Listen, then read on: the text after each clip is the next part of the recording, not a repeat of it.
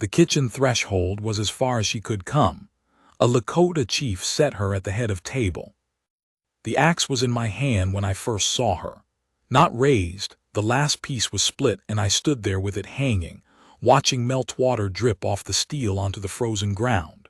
February. The cottonwoods along Bitter Creek had ice thick in their branches, and the sky to the north had gone that flat yellow color, the kind that means nothing good is coming, but it is coming regardless of what you think about it. She was on the road, what they called a road, 2 frozen ruts through the buffalo grass heading south toward the Colton place. She was on foot, no horse, no bundle that I could see. She walked like a woman who had settled something in her mind, and the settling was the whole of it, not hurrying, not dragging either, just moving in a direction. Dark coat, too thin for the weather, her hair loose and wind-blown and dark against the pale light. I watched her until she went around the bend at the creek crossing. Then I set the axe in the stump and went inside. My son Lakota was at the fire sharpening a knife. He'd seen me watching out the window and he didn't say anything right away. That was the good thing about Lakota. He had a quiet that was his own, not learned from watching other men be quiet. I poured coffee from the pot and stood at the window and looked at the empty road. "Colton's woman," Lakota said, not a question. "She walked past the Colton road without stopping," I said. He thought about that, then not his anymore. Outside, the first flakes of the new blow were coming sideways off the north wind. I set the cup down. I should tell you who I am before I tell you the rest of it, because the rest of it doesn't make the same sense without knowing the ground it happened on. My name, the name I use when dealing with white men, which is the name I'll use here, is Thomas Hawk Standing. The Lakota name my mother gave me I keep for other things, for the people I am actually talking to when I speak it. I was born in the year the whites count as 1821, so I was 62 that February. I had been a chief of my band for 23 years, which sounds large until you account for what a Lakota chief had to be chief of by 1883, which was a good deal less than any of us would have chosen. The land we were on had been settled by treaty, which is the polite word for what happens when the other side has more guns and your people are sick and hungry, and you are trying to keep anyone from dying this winter. We had a parcel of about 400 acres in the valley between Bitter Creek and the Bald Hills, which was not much but was ours in writing, and the writing had thus far held. I had 40-some people wintering on that parcel, families, elders, younger men who were trying to figure out what a young Lakota man was supposed to do with himself in a world that had foreclosed most of the answers. I had built a cabin.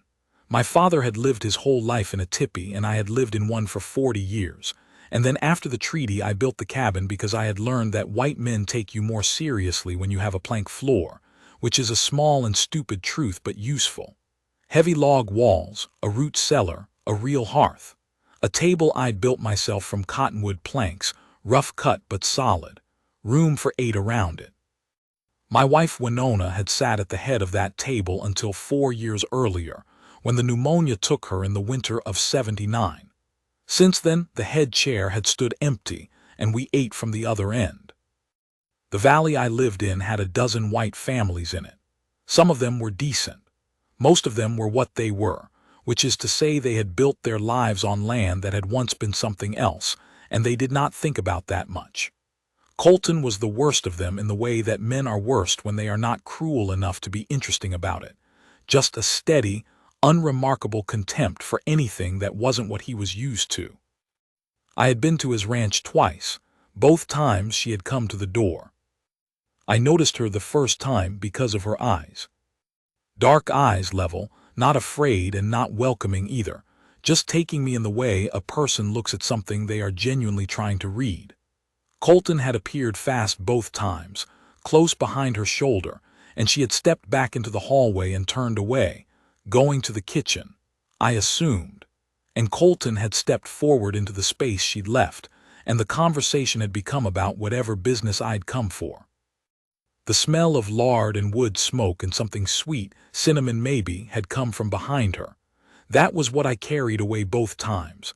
That smell and those eyes, nothing else. I did not know her name yet. I did not know what it was that had kept her at that ranch 2 years or more. I knew only that Colton's hands talked the way men talk when they assume nobody worth listening to is listening, and what I had heard in that talk was not good. I went out and followed her. Not fast. I'm not a man who hurries unless there is cause, and it wasn't urgency exactly that moved me out the door, more the knowledge that a woman in a thin coat walking away from the only shelter in a mile without a plan in the teeth of a north blow was going to end up somewhere worse than wherever she'd started. I knew this land. The creek crossing iced over from the bottom up, slow and invisible, and the willows on the east bank could hide you in the summer but not in winter and not from cold. The next ranch south was the Pollard place, 6 miles down, and Pollard was a decent man, but there was no way she'd make it there before the blow hit full. I knew all of this in the time it took me to cross the yard. There are decisions a man makes fast because the thinking is already done. I had lived 62 years on these plains, and I knew what the plains did to people who were not prepared for them, and I was not going to stand at my cabin window and watch. But I caught up before she reached the creek crossing, and the snow was coming in earnest now, the kind that starts sideways and ends straight down. She heard me behind her and turned. I saw her full face for the first time in daylight, younger than I'd thought, 30 perhaps, 35, and it had the kind of tiredness in it that is not from one bad night but from something that has gone on for years and become the ordinary state of things. She did not run, did not call out, just looked at me. "It's going to be a bad blow," I said. "I know," she said. "Where are you headed?" She looked south down the road. "Away," she said. "Away is a long walk in February." She didn't answer that. She had a bruise on her jaw below the ear, faded to yellow but still there. I looked at it and she let me look, didn't drop her eyes or move her hand up to cover it, just let me see it. "My camp is a mile east," I said. "You can wait out the storm there." She watched me for a moment. "I've heard about you," she said. "What did you hear?" "That you're the chief, that you live on what they left you." "That's true." "They say you're not a man to cross." "Also true." "They say other things," she said. "I imagined so." Her ears were going red at the tips. The snow was starting to stick on her shoulders. "Are those other things true?" she said. "No," I said. Whatever she saw when she looked at me, I don't know, but she turned and walked east with me and didn't say anything more for the mile it took to get there. That was how Clara Halsey came to my camp. The storm kept her 3 days. The first night she slept in the storage cabin at the edge of the yard, which I'd had my sister-in-law Chapa put blankets and a good fire in before we arrived. She ate what was brought to her and slept. I did not know what she was thinking on that first night. I didn't ask. A person who has just made a decision, the size of the one she'd made, needs to be left alone with it a while. The second day she came out when the snow let up in the afternoon and stood in the yard watching the men work around the corrals. She watched the way a person watches who is learning something, not blank, not polite, actually taking it in. When one of the younger men struggled getting a gate closed against the wind, she walked over without being asked and put her shoulder into it, and the thing caught. He looked at her surprised, and she went back to where she'd been standing. My granddaughter Winona, 9 years old, named for my wife, afraid of nothing that has ever lived, went straight over and stood next to her and started talking. I do not know what she said first. Winona's conversations begin in the middle. By the time I came back from checking the south cattle, Clara was sitting on the top rail of the corral fence with Winona beside her, and Winona was showing her something in her cupped hands that turned out to be a piece of quartz she'd found in the creek bed. Clara was looking at it like it mattered. The third day the storm broke. The snow was blue-white in the hard morning sun, and everything was hushed the way it gets after a big blow, like the world is holding something back that it'll say later. I found her outside the storage cabin with her arms wrapped around herself, looking east toward the bald hills. "Where will you go?" I said. She was quiet a moment. "I don't have anywhere." "Family." "My mother was Oglala. She died when I was 12. She paused. "My father was white. He went east before that. I was 9. I never heard from him after." I didn't say anything.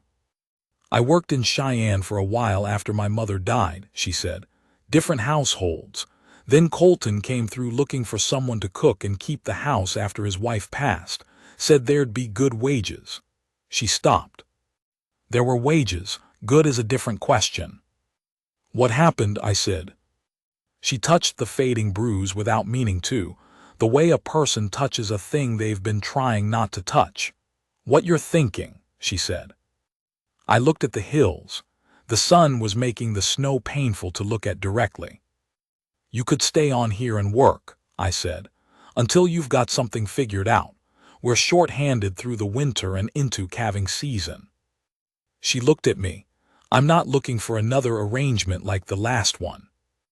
"I know," I said. "That's why I said it the way I said it." She was quiet for a long moment. A crow went over calling. The snow was melting off the cabin roof in slow drops. "All right," she said. The first night after the storm ended, after Clara had decided to stay, Kohana found me at the barn doing the evening feeding. She stood in the doorway with her arms folded and watched me for a while. Kohana is 80-some years old. She has stopped keeping track, and she has been watching me since I was a boy, following my father around pretending to understand what the men were talking about. She does not say much, but she does not say nothing. "The woman stays," she said, "not a question." "She needs work and we need hands," I said. Kohana was quiet for a moment. She said, which could mean anything. "Her mother was Oglala," I said. "I know whose mother she was," Kohana said. "I could see it in her the first day." Another pause. "Her grandmother was from Red Cloud's band." "I knew a woman from that band, before." Before meant before the treaties, before the agency years, before all of it. "She walks like that woman's granddaughter," Kohana said. "Head up same." Then she went back inside. I found out later that Lakota had told Chapa that morning, before I spoke to Clara, that if I offered her a place to stay, Chapa should not be cold about it. Chapa had apparently said she'd be exactly as warm as she felt like being, and Lakota should mind his own affairs. Chapa is not a woman who takes instruction. But she wasn't cold. She watched Clara the way she watches anything new in her territory, careful, measuring, not showing her hand. Clara didn't push. She didn't try to be liked or to explain herself or to apologize for existing, which I think was what won Chapa over eventually, the not apologizing. Clara found out what needed doing and did it, and when something was being done wrong, she said so plainly and without drama. The third week she reorganized the root cellar in a way that made room for another 30% of stores, which Chapa had been trying to figure out for 2 winters. After that, Chapa stopped watching her quite so carefully. Old Kohana, my wife's aunt, who had been with us since before I was chief, and who did not bother with her opinions unless someone was wrong enough to deserve them. She watched Clara for a full month before she said anything. Then one evening she said to me, in Lakota, that the woman had good hands and moved through a space like she belonged in it, and that was the end of Kohana's evaluation. Lakota said nothing much. He didn't need to. His silence had a shape to it that told you whether he approved of something. I should tell you about my wife, because she runs through all of this the way a creek runs under frozen ground in winter, present, moving, just not visible from the surface. Winona. I had been with her for 31 years. We had disagreed about most things and been in agreement about what mattered, which is probably the right way around. She was a woman who had opinions and wasn't confused about them, and when I was wrong she said so clearly, and when I was right she said that too, which made the right times feel earned. She laughed easily and did not suffer fools and made the best coffee I have ever tasted in my life, which is a small thing but which I have thought about more than I would have expected in the years since she's been gone. She also had a way, and I thought about this more than once that winter, watching Clara at the table of deciding that something was hers and then simply occupying it without apology. The head chair was hers from the first meal we ate at that table. Nobody assigned it to her. She sat in it because she knew it fit her, and that was the end of the discussion. She would have recognized that quality in Clara. She would have seen it faster than I did. We had outlasted things together, the losing of the Buffalo Range, the treaty years, the winters when we weren't sure we'd come through, the deaths of 2 of our children before they were grown. That kind of outlasting does something to 2 people. It makes them into the same thing in different bodies.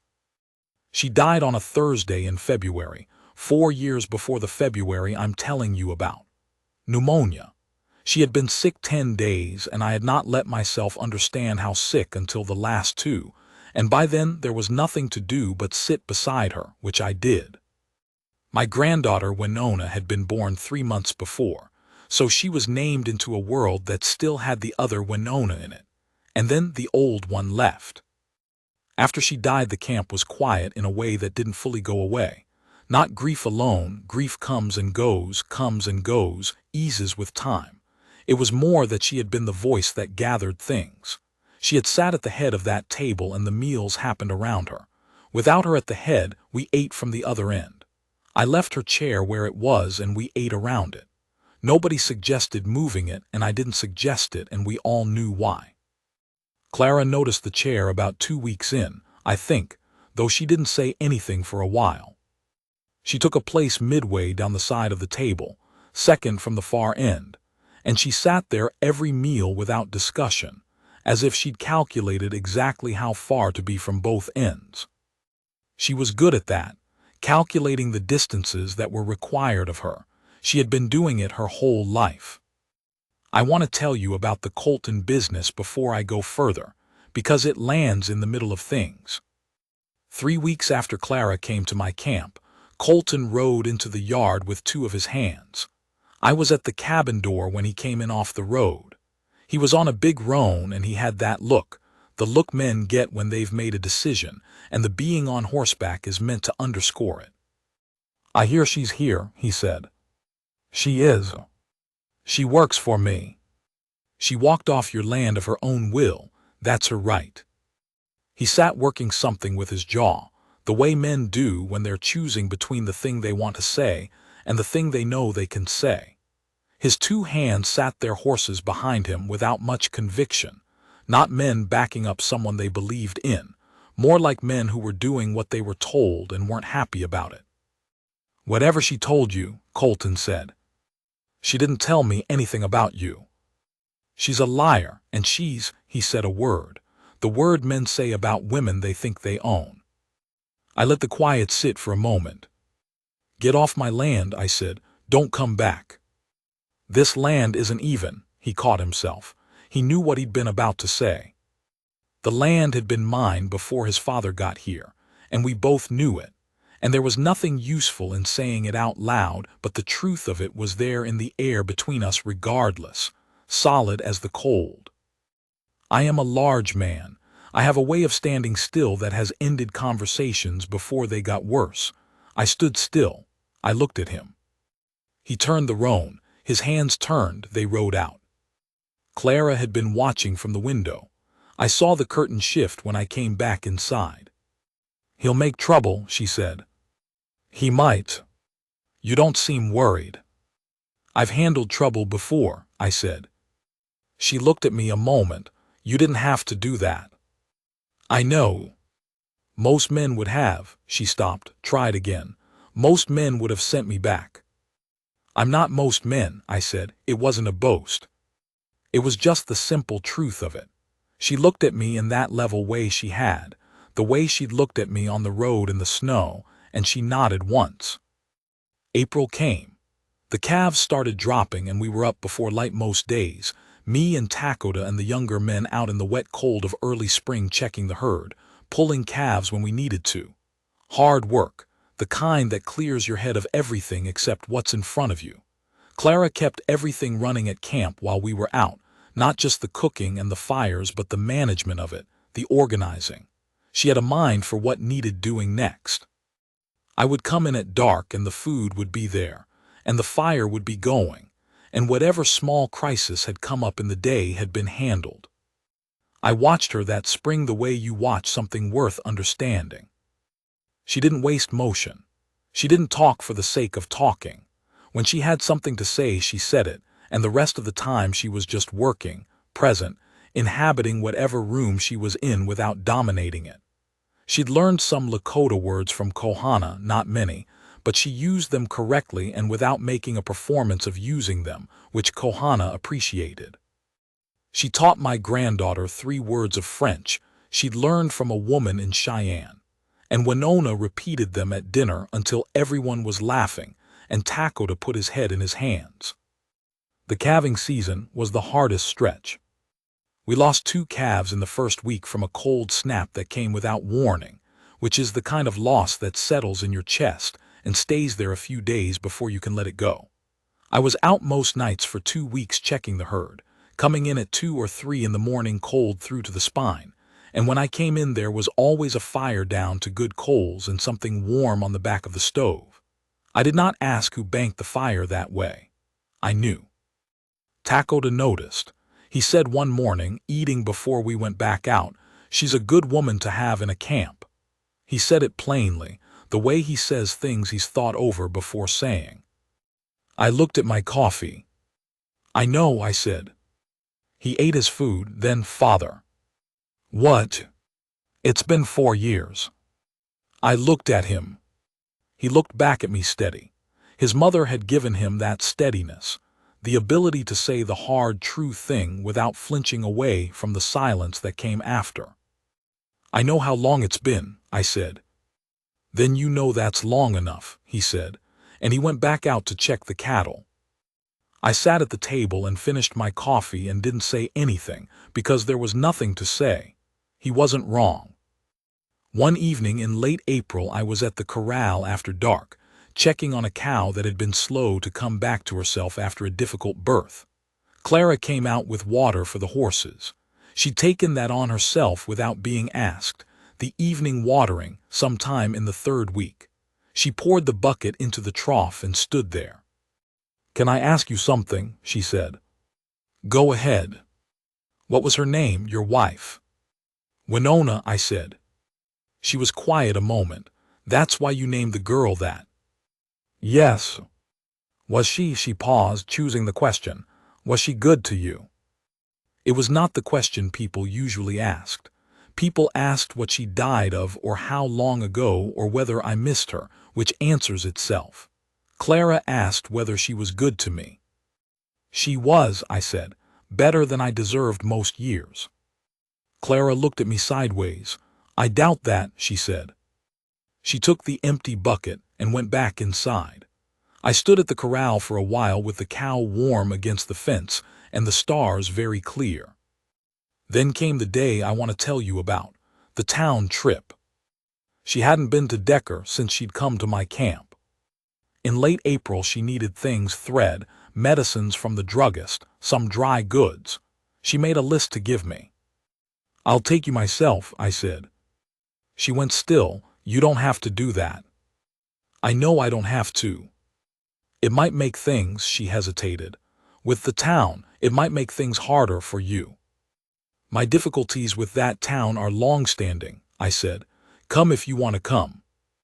She thought about it for a moment, then she came. We rode in on a Tuesday. Her on the gray I'd given her to use, me on my black. The main street of Decker had maybe 15 people on it and they all stopped, the way people stop when something unexpected appears that they don't know how to place. Not even trying to hide the staring, just openly doing it. I have felt that staring all my life. Since I was a boy riding into white towns with my father, since the treaty years when I had to go hat in hand to men who'd taken our range and call it negotiation. You learn to feel it like weather. It's there. It's a condition of the air, you move through it. Clara sat straight in the saddle. She had on a clean coat. She kept her things very clean, and she was looking at the street the way a person looks at something they've seen before and already know the shape of. Not flinching, not pretending it wasn't there, just moving through it. We went to Hargreaves first, the druggist, a thin man with a thin voice who had always been scrupulously correct with me without being anything close to friendly. He took Clara's list and went to fill it, and I could see him watching her in the mirror behind his counter, putting things together, the Indian chief and the woman who'd been at the Colton place. 2 women came in while we were waiting. They went quiet when they saw us, the particular quiet that is not ordinary silence but the sound of things not being said.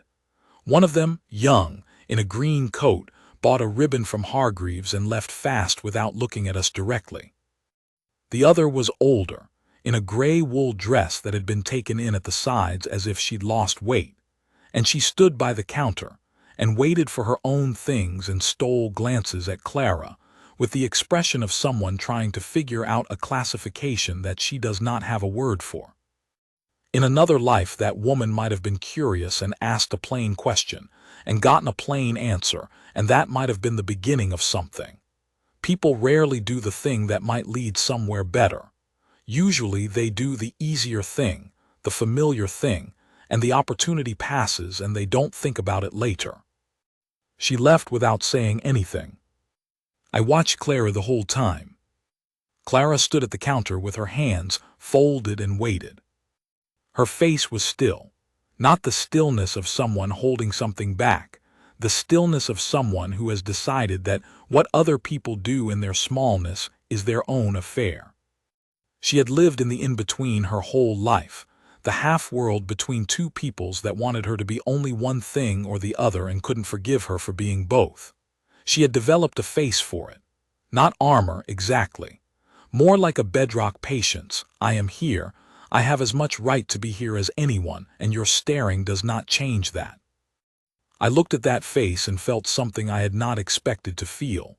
Not pity, nothing close to pity. Something harder and quieter. A recognition. And under the recognition, something like iron coming into my spine. Not here, I thought, not in front of me. I paid for the goods and we went out. On the way home, she was quiet for the first mile. Then she said, "Thank you for not making a scene in there." "I thought about it," I said. She laughed, short and caught before it got big, the first time I had heard her laugh. "I know," she said. "I could tell." "Does that happen every time you go to town?" I said. "Yes," she said, "very simple." I rode with that for a while. The road was muddy from the thaw and the horses were picking their way. "At the Colton place," I said. She waited. "When I came to do business, you'd come to the door and then go back to the kitchen." "Yes," she said. "He kept you in the kitchen when there were callers." She was quiet for a moment. "The kitchen and the yard," she said. "He was particular about appearances. He didn't want it to look like—" She stopped. "I wasn't what he wanted them to see." "How long did you let that go on?" I said. "Until I stopped," she said. I looked at her. The light was long and pale, and the hills to the west were just starting to go gold.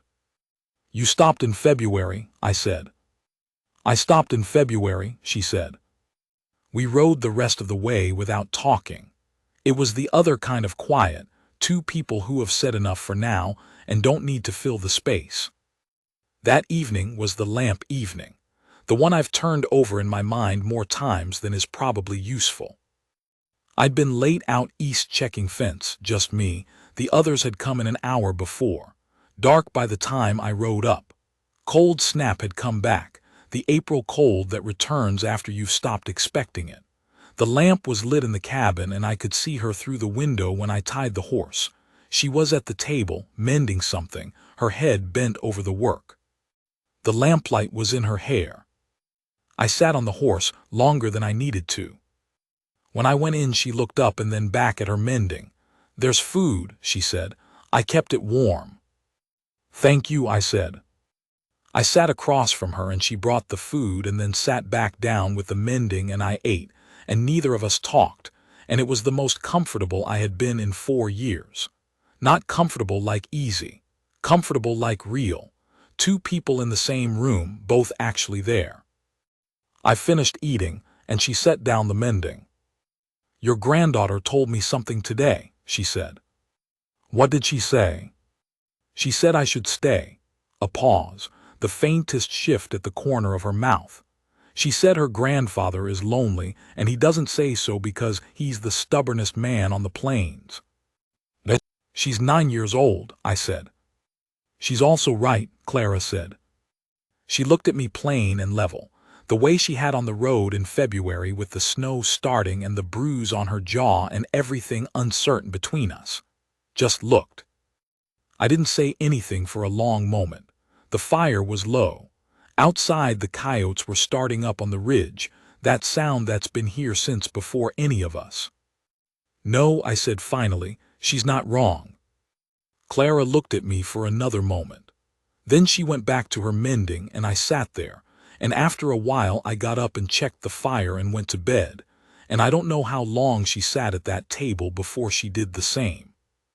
Now I want to tell you about the table, because that was what came next, and it matters. It was a night in May, first real warm night of the year, warm enough to leave the cabin door open and hear the creek running. We'd had the meal and Lakota, and the others had drifted outside. Just Clara and my granddaughter Winona, who was helping clear plates, and me. Clara was carrying plates to the wash basin when she stopped. She was looking at the head chair. The one that had been empty for 4 years. The one we all walked past and worked around. She looked at it the way you look at something you have tried not to look at and are too tired to look away from anymore. "Was that hers?" she said. "Yes," I said. She set the plates down on the table. She was quiet, and I could see her thinking. Winona was watching her from the doorway with her arms full of bowls. "She sounds like she was extraordinary," Clara said. "She was. Chapa talks about her sometimes, when she thinks I can't understand the Lakota words." A pause.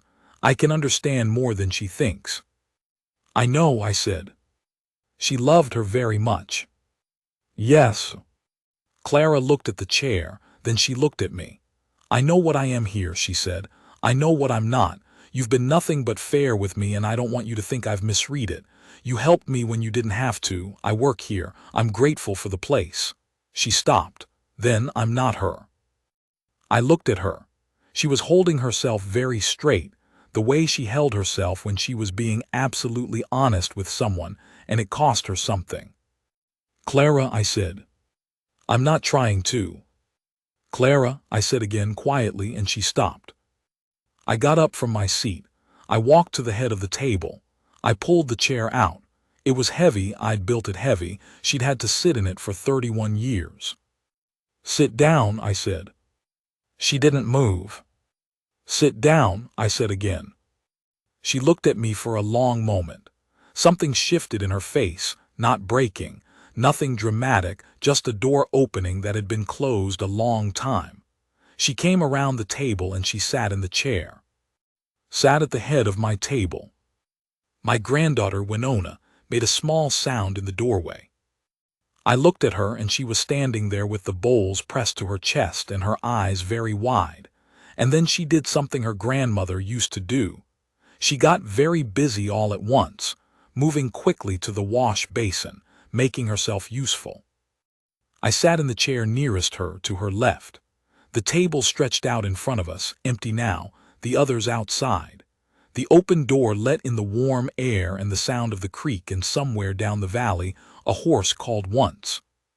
"The kitchen threshold was as far as they let you come," I said. "Here you sit at the head." She looked at the table for a moment, then she turned and looked at me. And she put her hand over mine. Not a soft thing. Her hand was rough from work, scarred at the thumb from a burn she'd gotten years before. She set it on top of mine on the table and held it. Didn't squeeze, didn't make it tender, just held it, like a statement. We stayed like that. The lamp burned. The creek ran. My granddaughter was very quiet at the wash basin. After a while, Chopper appeared in the doorway, took in what she was looking at, and walked back outside. I heard her say something to Lakota. I heard Lakota laugh, a real one, not polite. That was May. What came in June was harder. 2 men rode up on a Thursday, both of them carrying the manner of men who think papers make them official. They had papers of some kind. I didn't read the papers. They had a story, something about terms of employment, something about debts, something that Colton had constructed to give it the shape of legality. These things have a way of being built to look like law when they're built by men with enough time and spite, and the right friendships. I came out of the barn when they rode in. Lakota came out of the cabin. 3 of my other men came from around the south side. Clara came to the porch. The 2 men looked at all of us and then back at me. "We're here about the woman," one of them said. "She is not a subject for discussion," I said. Colton says. Colton is free to say what he likes. He is not welcome on my land, nor are his messengers. I looked at him. You have 30 seconds. They looked at each other. They looked at the men standing around. They looked at me. I have found, over many years of dealing with men who come to cause trouble, that most of them are hoping someone will negotiate. Negotiation is what they're built for. It means they don't have to back down, but they can still leave. When there is no negotiation on offer, they are at a loss, because the only other options are to push harder or to go, and they need to calculate which one of those will let them keep their dignity. These 2 calculated and went. Clara came down off the porch after they left. She walked straight to me, which she didn't usually do. She wasn't a woman who moved toward men fast, not after what she'd come from. "This will keep happening," she said. "He won't let it alone." "He might not," I said. "You could get hurt behind me." "Your people could." "My people have been hurt behind things they deserved less," I said.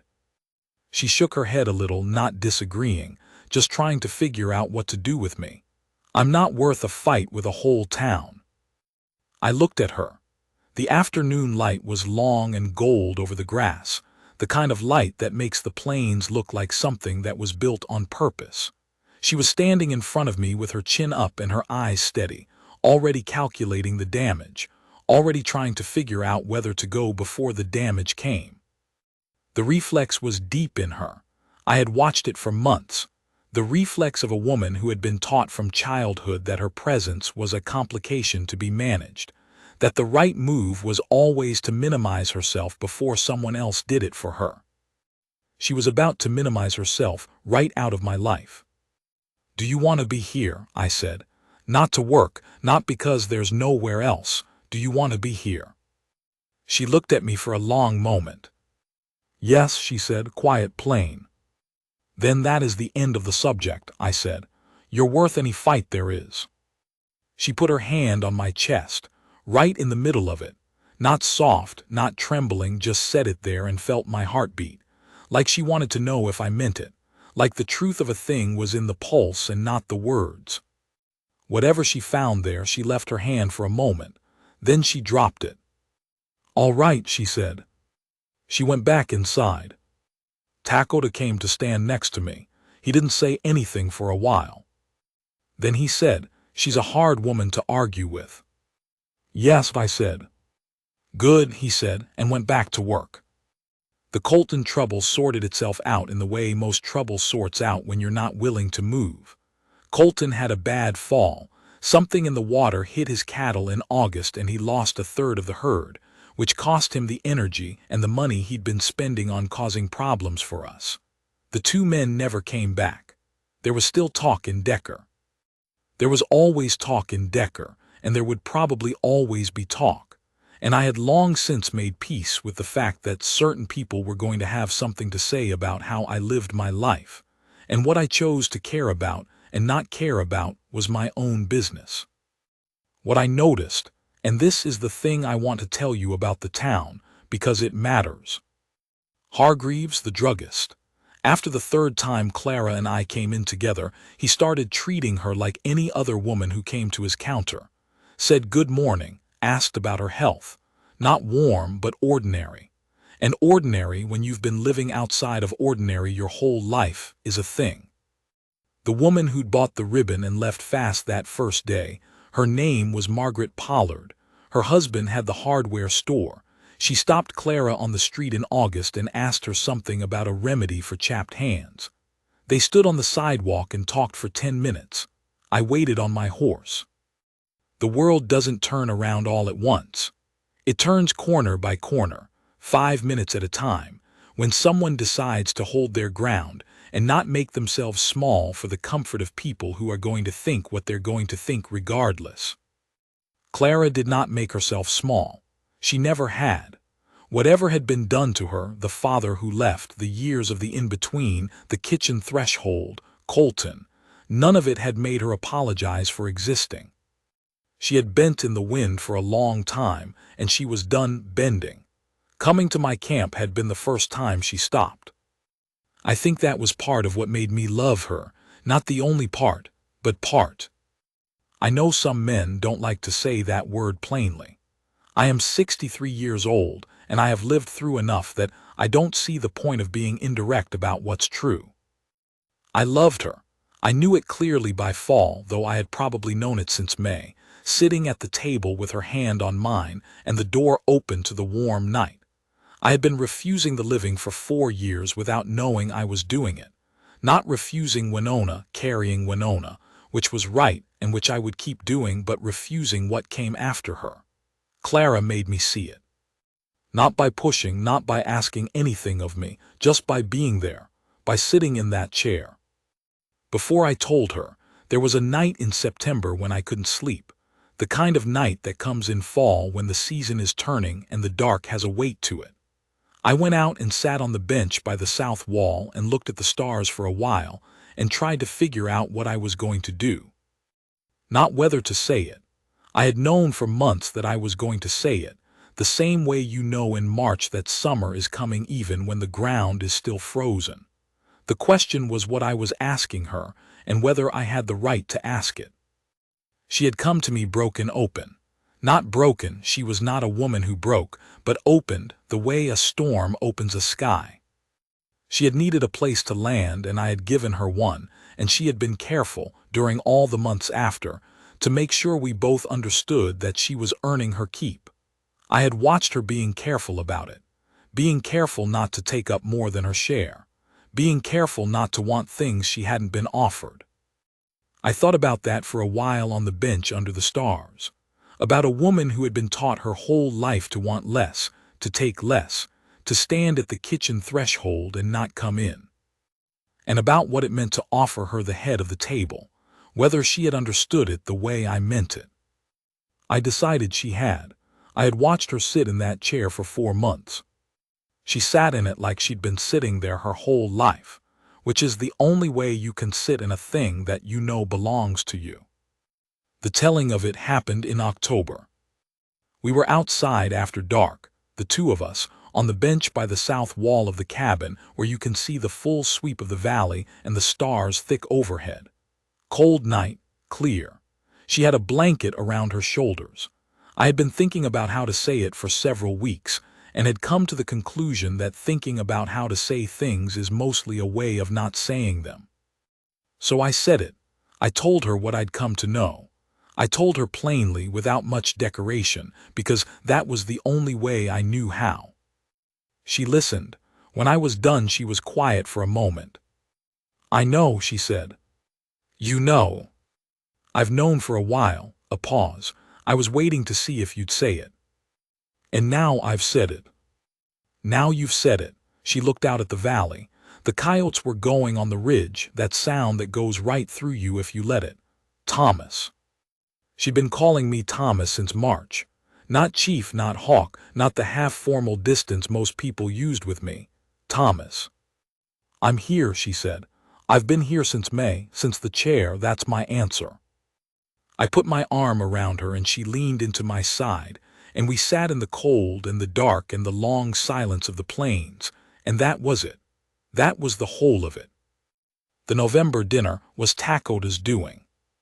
He came to me in late October and said he thought we ought to have a proper meal, All the family, some of the people who wintered near us, maybe a couple from town who'd been decent. I said it was a fine idea. He didn't say anything else about it, which meant he'd been thinking about it for a while and had planned most of it already. We had 17 people at the end. Tables pushed together end to end through the main room, the children at the near end and the elders at the far.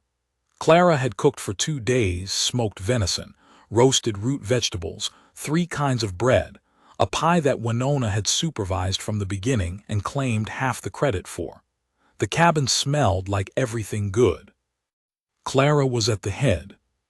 She sat there now as a matter of course, had since May, since the first night of the warm weather. Choppa sat to her right, which had also become a matter of course. When Choppa approves of something, she expresses it not by saying so, but by attaching herself to it. And she had attached herself to Clara's right hand at the table the way a woman puts her chair next to something she has decided is worth being next to. I sat to Clara's left. The meal started and the noise came up the way it always does when you fill a room with enough people. It becomes a physical thing, a warmth, like a second fire. Winona was telling a long story to the 2 boys from the Henderson family that involved a great deal of arm movement. Lakota was talking to old Kimamilla about horses. Kohana was eating in her usual way, which was methodically and without hurry and with great attention, as if eating well were a form of respect. I was watching Clara. She was talking to Henderson on her other side, Frank Henderson, who had a small place at the north end of the valley and who had been straight with me since he arrived, which wasn't a thing I took for granted. She was listening to him the way she listened, completely, her whole attention, and then she said something that made him laugh. Clara didn't hear herself be funny. It surprised her every time. And then she looked down the table. Past all of it, the plates and the noise and the candles and the 17 people. She looked down the length of her table, and then she turned and looked at me. I don't have the right words for what was in that look. I have been looking for them since and I haven't found them, not exactly. She saw me, that's what I can say. After all of it, the February road and the storm and the months of work and the chair and the June trouble and the October night, she looked at me across all that noise and warmth and she saw me. Not the chief, not the man who'd helped her, not the story she'd heard about me in the valley or the thing the town made of me. She put her hand on mine, there at the head of the table, the way she had in May. Didn't make a performance of it. Just set her hand on mine and stayed a moment, and then she turned back to the dinner and said something to Choppa that made Choppa snort and try not to smile. I looked down at her hand on mine, rough and capable and scarred at the thumb, resting on the back of my hand. At the head of my table. The kitchen threshold was as far as they'd let her come. Here she was at the head. That November dinner was the beginning of things being what they are now. Not all at once. Things don't happen all at once. Not really, not in a life. But after that night something settled. Choppa stopped watching Clara and started talking to her the way she talks to people she has decided are permanent. Kohana, who had been evaluating things privately in her own time, started teaching Clara the right words for certain plants, the ones you dry for winter sickness, the ones you steep for fever. Clara learned them the way she'd learned the French words from the woman in Cheyenne, carefully, and without showing off what she knew. My granddaughter Winona grew another 2 inches that winter and took it upon herself to follow Clara around and learn how she managed things. She had decided, at 9, and then 10, and now 11, that Clara was a person worth studying. She's not wrong. I've found over the years that children have a better read on people than most adults will admit. The hard edges with the town soften the way hard edges do, slowly, on no particular timetable, usually when someone finds out they were wrong about something and doesn't want to make a point of it. We did not suddenly become beloved. We were not going to be beloved. But we were let alone mostly, and let alone is often enough. I am telling this from some years on now. Clara is in the cabin as I write this, at the table, her table, with a lamp lit and some papers she's working through. She has taken on the accounts for the camp, which used to be Takota's job, and she has found 3 places in the first year where we were being shorted by the trading post, quietly, in the way people short you when they think you won't notice. She noticed. She sent Takota to Decker with a very specific letter. He came back with the correct amounts and a somewhat improved attitude from Hargreaves, who I believe had been allowing certain adjustments that he has now discontinued. My wife Winona is buried on the ridge east of the camp. I go there when I need to. Some mornings I sit on the flat rock her brothers put there years ago, and I talk to her the way I have always talked to her, not asking permission, just keeping her informed about what is. She knew me well enough that I think she would understand the shape of things now. She might even approve of Clara, who shares some of her qualities, the plain-spoken honesty, the intelligence that moves faster than most people expect, the willingness to sit in the head chair like she has always sat there. I walked down from the ridge last week in the early morning.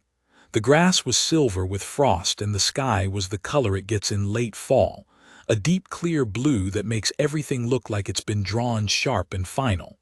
A hawk went over heading south, low, riding whatever current it had found. I watched it until it was gone.